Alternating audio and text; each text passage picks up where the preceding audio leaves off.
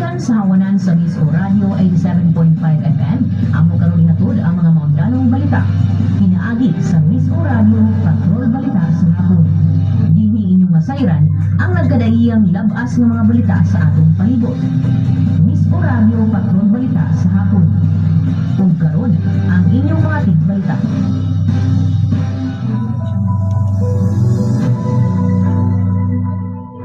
Maayong hapon, Misamis Oriental, tibok nasud, ingon man tibok kalibutan nga naabot sa atong Sibiyahan. Adlong Huwebes karon, Marso 12, tuig 2026. Nakapaminaw kamo sa Miso Radio 87.5 News FM, kini yung tigbalita Miss or Step Berganyo, alang sa Miso Radio Patrol Balita sa hapon. Kini ang unang balita karong orasa. Sa balita sa pauglat sa puso. UP, gipakuratan ang NU sa UAAP Men's Tennis Lead o Alex Yala, mi-exit sa BNP Paribas Open. Sa celebrity balita. Zaijan Haranilla, nagpabiling hilom sa relationship status nila ni Jella Ataydi o TikTok Lock contestant na kuyapan. Alam sa balita sa negosyo. Tensyon sa Middle East, posibleng mo pataas sa presyo sa lana hangtod sa $200. O DTI naglunsad og 3 billion pesos nga pautang alang sa mga exporters. Sa balita, kawas sa nasud.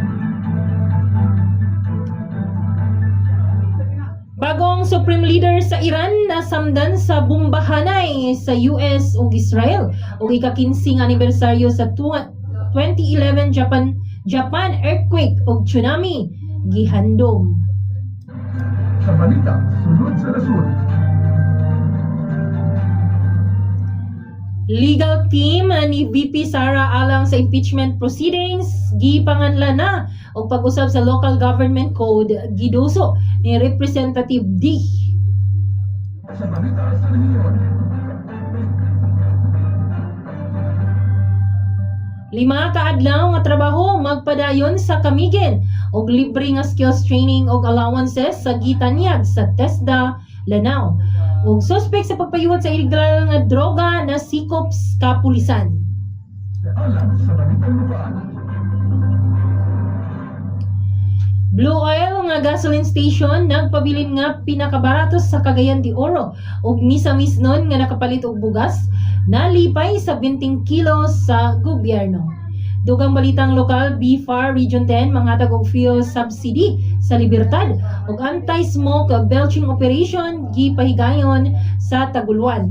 Dugang balitang lokal, Hinguog City suportado ang pagsaulog sa Fire Prevention Month. Sa pulis balita. Lola nabanggaan sa motorsiklo patay o presensya sa mga Amerikanong sundalo na matikdan sa CDO. At ang iyang mga detalye niini sa atong pagbalik human sa pahinumdum.